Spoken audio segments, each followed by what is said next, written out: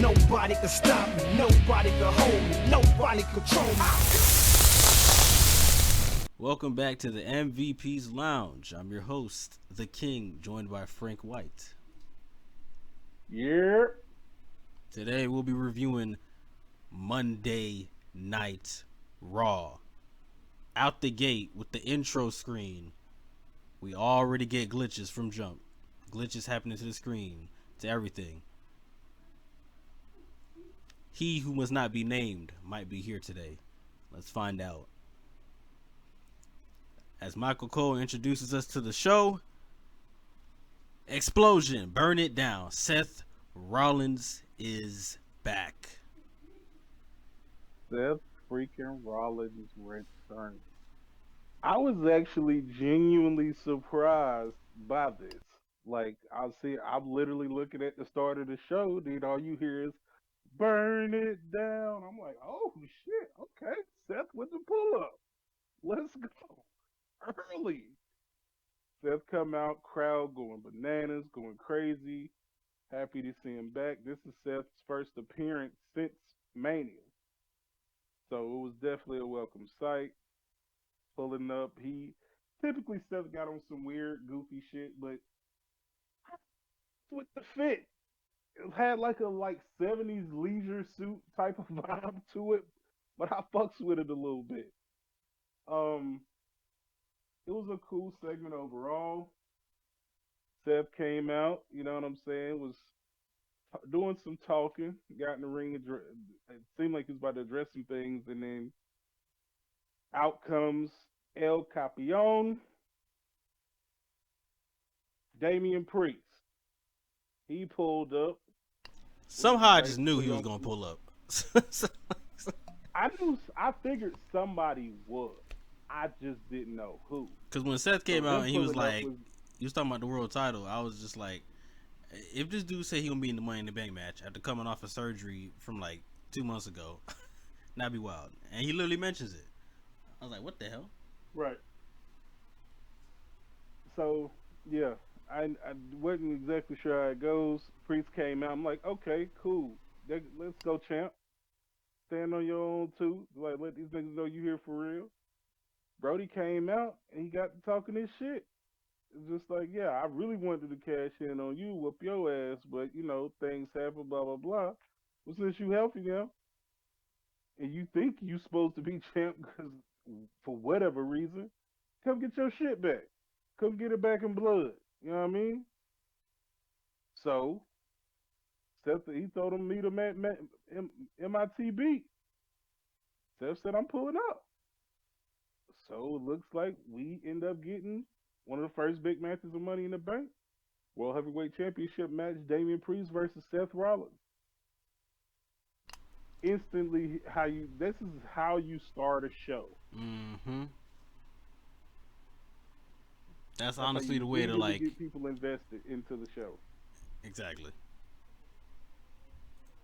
That's the way to literally and figuratively boost not only your champion but his challenger all in one moment. Yep.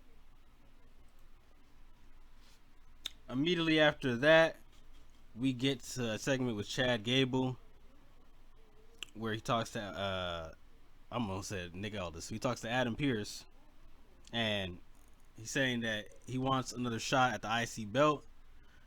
Adam Pearce tells him, "Hey man, listen, you've had multiple shots. It's okay. It's multiple. You keep having shots. All right, bro. It's time for you to hit the back of the line. Start fresh." And you know what? Normally you'd think that Gable would be angry about it, and he's like, "Nah, you're right. I'll start fresh. Set up a challenger and I'll face him." So Adam Pearce is like, all right, let's go out there and I'll send out the challenger. So Gable's like, bet. Looks at Otis and the rest of them and tells them, y'all better not screw this up. And then he dips. Gable's out there. As he waits, his opponent is Braun Strowman. Yeah, that was wild sending Braun out there. I'm like, damn, I said, bro, they hate this nigga, bro. So Braun was at the back of the line too? That's crazy. Right. Like, come on, bro. This who at the back of the line? This is crazy. That goes to show you how much people are on Raw. If Strowman's at the back of the line for the IC belt, that's crazy. Facts. Facts. Strowman pretty much dominates this entire match and kills Chad Gable. That's practically what happens. Yeah, Strowman wins, leaves, and then Gable calls in Alpha Academy to berate, smack, all of the above, and then he pretty much pushes down to Zawa, and that was the moment for Otis where Otis he shoves. said, I'm sick of this shit. Yeah. He shoved the hell out of Gable into that corner, He ripped that shirt. shoved that motherfucker into a cartwheel. Like, bruh, my only problem with this segment, besides Gable getting buried, was that I needed Otis to like hit this dude with a cannonball so bad. I wanted him to do something other than just shove him. But knowing what we know later, I see why he did. Hindsight being 2020, it's like, okay, I get it. Now I see why he didn't retaliate. I get why. Not too much. Right. I get it. But Excellent. it is funny, he shoved that nigga into chaos theory on himself. Hey, yo, that's crazy. He did. Oh, God. He shoved Cable into doing chaos theory on himself. But yeah, it was it's like, damn, what do they plan to do with Gable from here? And then Gable was just excited and said he saw Triple H's vision. So obviously, Hunter got something planned for bro. We just don't know what it is yet. But right now, he kicking him in his ass. So I am interested in what they do with Gable going forward, especially after what occurs at the end of the show, what we're going to get into later. We get to the backstage for Judgment Day. They're in their clubhouse, and Damian Priest is checking up on Finn. And Finn says, "Hey, it's all right. You don't got to worry about me, okay?" So he's gonna win tonight, and then win Money in the Bank. And then him and Damian Priest's eyes make four, and then he's like, "Nah, bro, I'm just playing. I'm not gonna cash in on you. I'm cashing on Cody."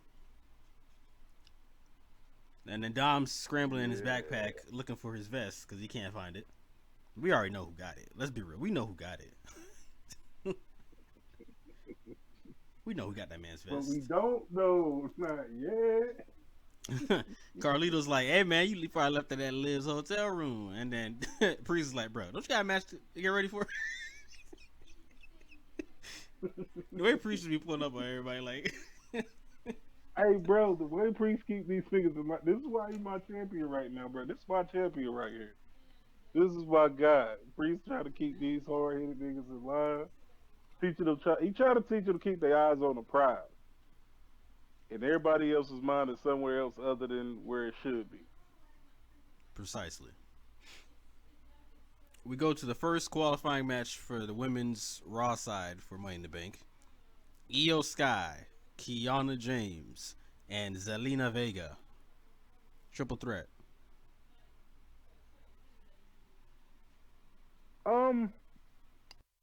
I can't recall if I've seen anybody really mention this, but I think I've seen it maybe a couple people. But gotta give credit what's credit is due. Zelina actually looked pretty good in this match for most of this match. She actually looked fairly decent. I was into her performance too. Pretty good. I mean, I don't really expect anything less but greatness from Io. Kiana still got some work She does. to do, but I see the potential. Like, I saw in the beginning of the match, like, I could tell they're just because they just started working with each other, their synchronization was like a bit slower, and I could tell, we could see it. But she'll get used to that the more matches she has. But she, besides the first beginning of the match, like, she looked good. All three of them did, and I mean, the correct person won this match. To be fair, I didn't think they would put Io back in there, but they did. So, I mean, yeah, Zelina. Io was my pick because I was just like, I don't see them. It makes the most sense to put Io in it, and then based off of Zelina's past transgressions in the last week or so, I kind of figured she wouldn't win because of the reason she ended up not winning, which was Liv was involved.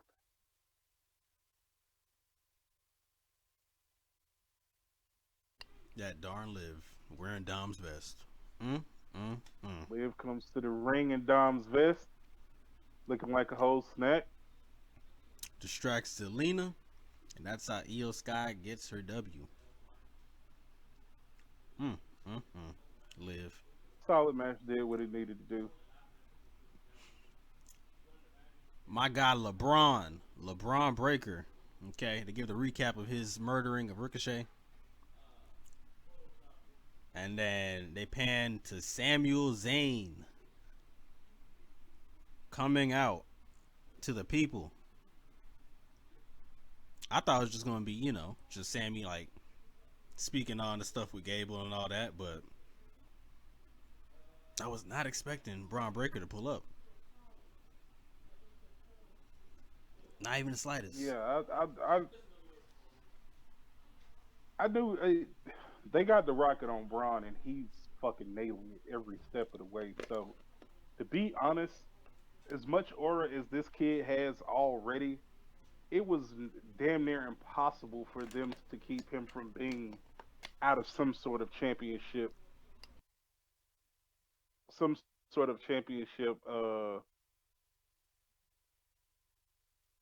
title picture. Like he just had to be. He had to be in some type of title picture. It was impossible to keep him out of it. The role he's on and the presentation they're giving him, it makes sense for them to do this.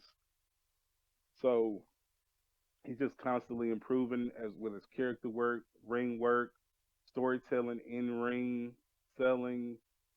Just overall, like this motherfucker's a natural, bro. He is incredibly gifted as a wrestler.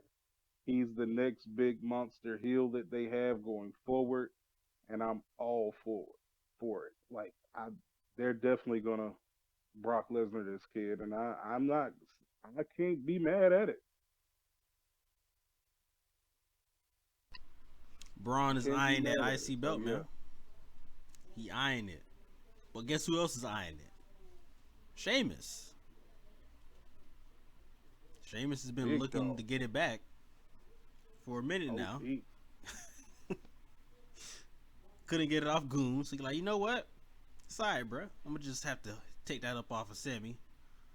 And LeBron was not too pleased of being ignored when Sheamus just pulls up and is just eyeing Sammy. He's like, bro, like I'm right here, bro.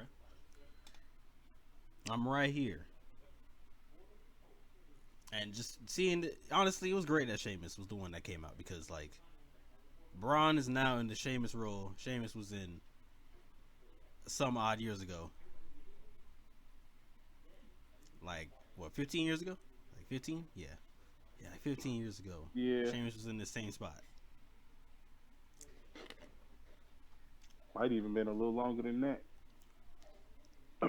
Sheamus been around a long time. It's like time goes by so fast you don't even really realize it. But like Sheamus was like one of Cena's first early obstacles once he got into the main event scene. That was like one of his first big obstacles to overcome. And that was Sheamus. Sheamus just immediately WWE champion. I was like, yo, that's yeah. They put the rocket on that man's back immediately.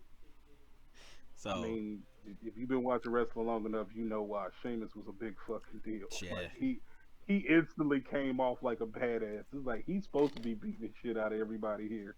Like, and Sheamus always like maintained that stature for a great majority of his career. Like Sheamus always comes off as a badass. Like even to this day, man. Sheamus is definitely future Hall of Fame worthy dude. Like, he's guaranteed Hall of Fame. We already knew that, but like, yeah, this motherfucker's legit. So getting the rub from having a Sheamus match is huge for Braun. Yep, because Sammy's like, hey, you want the belt, he wants the belt, why not have a match for it? So it was made official. Later on, we get LeBron Breaker versus Sheamus. We get a backstage segment between Alba Fire and Aladon celebrating their win, but then they get antagonized immediately by Shayna and Zoe. Rashayna clearly points out that Jade tapped out. Ref ain't see it. And on top of that, we killed y'all last week on Raw. So we deserve a title shot. Which is true. So we'll be getting that match at some point in the near future. We get Carlito versus Dragon Lee. Real quick on this, okay. So Dragon Lee is supposed to be the guy that's next up to take over Ray's mantle. Okay, now we already know we've had many people over the years try to take over this mantle, and they just can't. And some truly believe that Dragon Lee was the man to do it. After watching this match, no, he is not. And I'll tell you why. Some will be like, bro, it's just one match. It's not just one match. It's how he looked in this match. Ray was always the guy, whether it be the start of the show, middle of the show, end of the show, didn't matter. Once he came out there, he had the crowd in his hands every step of the way and kept you enthralled in a match. Dragon Lee has not done that yet. And he's been on this, like, the main roster for, like, I don't know how long now. Now in this match with Carlito, not only does he lose this match, he barely does anything in this match noteworthy.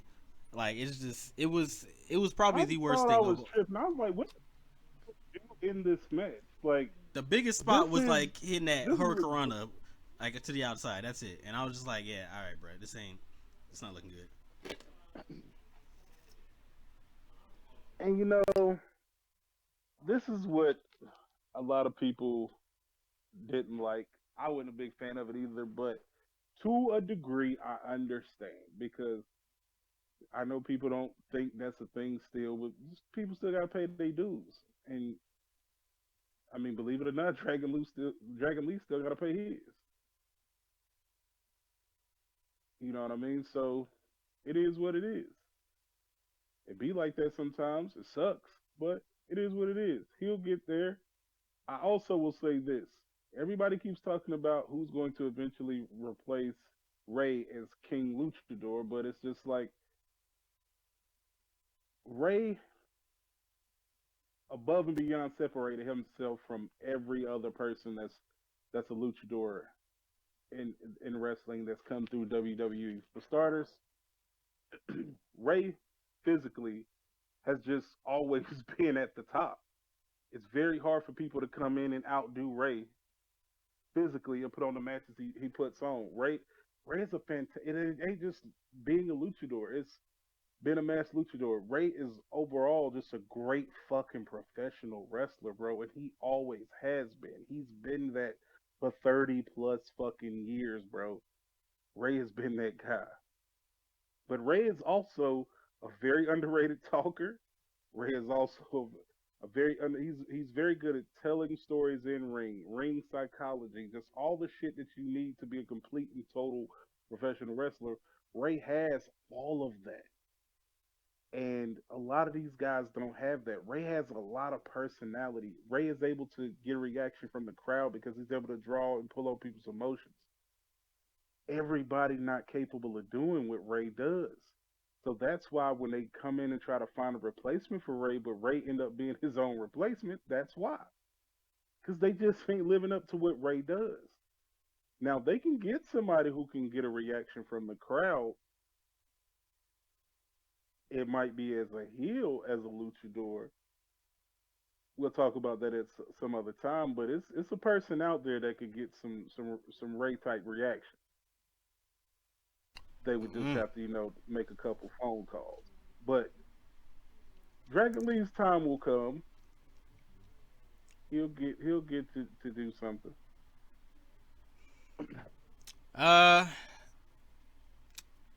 But besides this trash match, out comes Liv, and of course pulls up on Dom. Then out comes Zelina to attack her, and it's just a whole combusting of a brawl, and Dragon Lee ends up losing. Backstabber, Carlo gets the W. We pan to the backstage where Alpha Academy pretty much are packing their bags. Gable's like, "Where y'all going?" And Otis said he leaving, and they got the hell up out of there. And Gable's like, it's fine. Y'all fired anyway. It it it, it would not be fine. No, no, it would not. He said, it's alright. I don't care. I'm going to enter that Money in the Bank match. And I'm going to become world heavyweight champion. So he thought. Alright. Let's see. Out comes Drew Mackey to address his transgressions that happened at Clash of the Castle. And then that was it, because he said, you know what? This company weak. I quit. I'm sick of this shit. I'm out. He's like, I'm out. I'm gone. That's it. Plain and simple. Fox to Gorilla, cusses out Triple H. Adam Pearce tries to reason with him, but nah. Drew said, I'm out. I'm sick of this. I quit. Deuces, ooses. He gone. He's leaving. Now, where's he going? I mean, who knows? I mean, maybe he might show up on SmackDown and attack Punk. Maybe he might, I don't know, go to TNA. Who knows what he'll do? Anything can happen right now. This is not what I expected, by the way. I expected Gable and Drew to crash out tonight, but a lot has happened, and I didn't expect Drew quitting to be on the bucket list.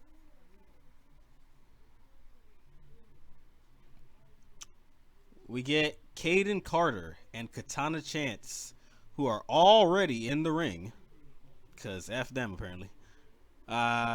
They face off against Damage Control with Dakota Kai and Kairi Sane.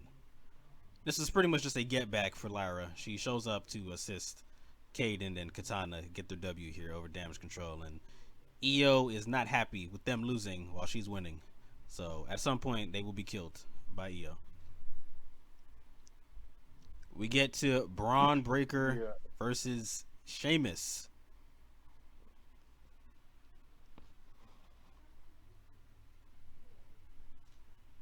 Bro, what's wrong with Braun, bro? This was What's wrong with Braun? this whole match, everything involved was just, oh, it was good. It was good. Braun and Sheamus was hard hitting. For those of you who dwell on stuff like botches, uh, grow the fuck up. It happens. It happens at every fucking wrestling company on multiple shows from multiple different people. I don't give a fuck how good they are or how bad they are. It fucking happens. Grow up. High risk, high Nobody reward. comes and makes fun of you when you leave the fries in the oil too fucking long, or you putting too much ketchup on somebody's sandwich. So please, chill out on the people who are actually have a fucking actual career making something of themselves, and you sitting your fat ass in your mama's basement, smelling like Taco Bell. Douillon, dookie and onions. Oh God. But yeah, bro, they kill each other in this match. Yeah, they was killing each other, man. Like this was big for Braun, still big for Sheamus, the OG. You know, he ends up not taking a clean loss because in the middle of the match, somebody who he got beef with, who quietly has been fucking killing it, by the way. This motherfucker Ludwig Kaiser comes out and is just like Ludwig Kaiser right now is on his shit with Sheamus, what Braun Strowman was on with Roman years ago with the I'm not finished with you gimmick. He just can't let this nigga be happy, bro. Nope. But I get it. He trying to prove himself again. It's on site, bro. He comes out. He come out. He get involved. You take him out. You think it's gonna be some shit. He lines up to get to seemingly, possibly like seriously injure Sheamus. My man goes sprinting around the room. Camera ain't gonna show us. Somebody's like, nah, not that easy. Braun Breaker comes sprinting around the other side to meet this nigga on the other side of the ring with the most incredible spear that I've seen in years. Chew this nigga food up in front of everybody. Braun Breaker is a fucking savage.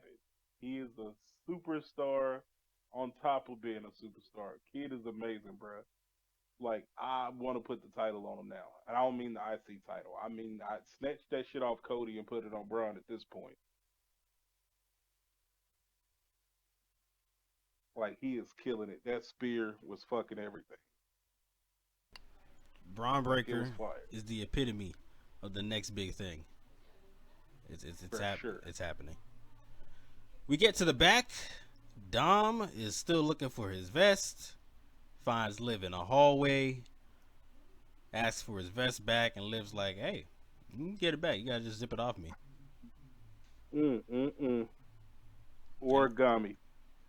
As Dom is slowly zipping down this vest, and she's keeping eye contact, and we're all keeping eye contact. You just see down the hallway, Priest. He's like, "Yo, Dom, bruh." He's like, hey. Hey, what are you doing, bro? Like, ¿por qué? What is you doing? What are you doing? Nah, Liv killing this particular role, bro. Cause I listen, like I said, origami. I'm folding. Oh yeah, You I've got been folded 15 like 3 weeks ago, but hyper pressure, bro. I would have collapsed like that submersible did when he tried to go see. This chick is applying pressure. She talking about some. You can zip it off of me. They gonna talk about some. They're gonna talk about some. You need some help. And then it's the holding of the eye contact. I was like, yo, Liv closing the gap. Dude, I respect it. But Priest said, nah, I ain't having that. Get the vest and go to the damn club. What is you doing out here? what the hell you doing right here messing with these people? Bruh said the mind is strong, but the flesh is weak. I get it, my boy. I get it. For real, for real. I understand.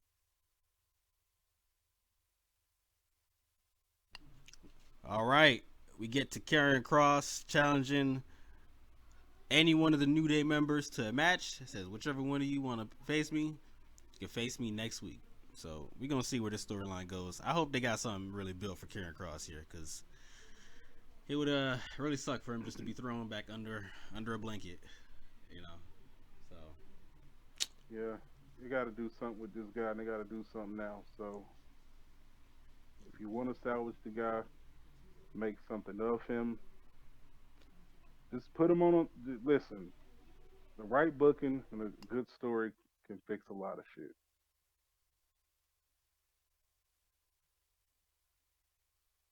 So we arrive to the main event.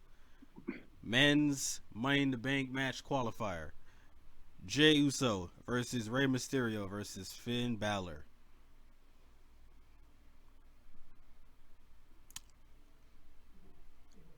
Rey shined in this match. No surprise there. Even though he's the oldest nigga in this match, he shines. He's telling you he's still the guy. He still got it. He's showing that he's next up. He's the next Rey Mysterio. Oh god, they all three of them showed out. Had a neat back and forth to start the match. Finn took over during the break. They put over that Finn's a former Universal Champion. You know, the first ever Universal Champion, but you know, apparently that didn't matter for the past 8 years, but here we are. But yeah, Rey was the highlight of this whole thing. Rey was looking to get the W after the double 619, but the rest of the Judgment Day pulled up on this nigga. Dom pulled up, and then JD, and then Carlito jumped him in the corner. And then out comes Braun to chase away Judgment Day. But once it got back into the ring, we get Finn picking up Ray, slamming him with like it looked like the wasteland by Wade Barrett's move, but hits him with the coup de grace. And when he goes for the pin, he gets Uso splashed. 1, 2, 3, and Jay is in the Money in the Bank match. I like it. I like the finish. I mean, in the way main event, Jay Uso strikes again, baby. Jay finna get that briefcase. Jay is the most over person in the company at this time right now. He ain't even a champion. So I think Jay has more than made his case that he can be a draw.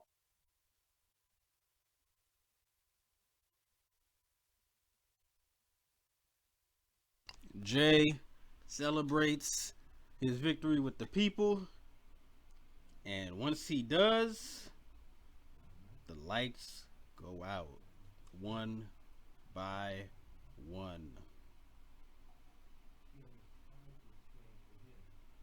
We hear a familiar note on a piano. The light is shining through the door. And when that door opens, out comes Sister Abigail, crawling down the ramp, and then points to the back where the cameraman slowly follows. The smoke, you see dead bodies trailing through Gorilla. Everything ripped out, the cord, sparks everywhere. Mercy the buzzard sitting atop, arms crossed, Indian style. Blood splattered on the wall, more dead bodies.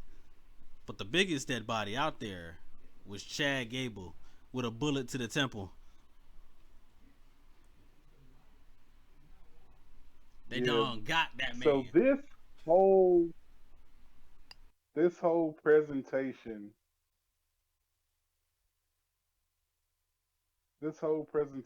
of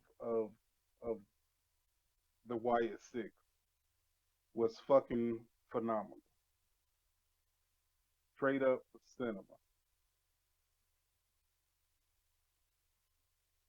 I really, really, really loved this. It was a big, big, big success to me. Like you said, you get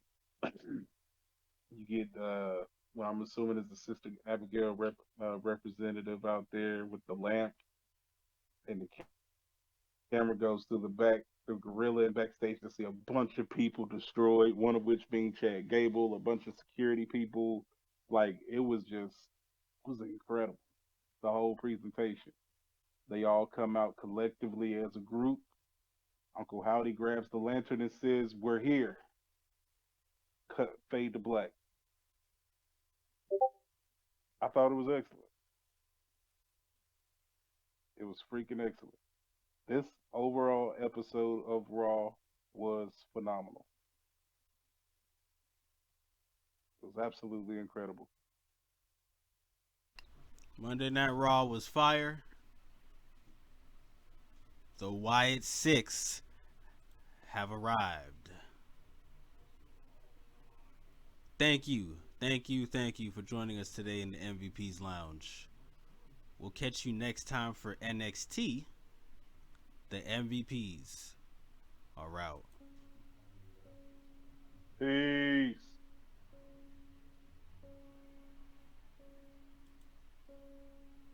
You must be sleeping under a rock or something.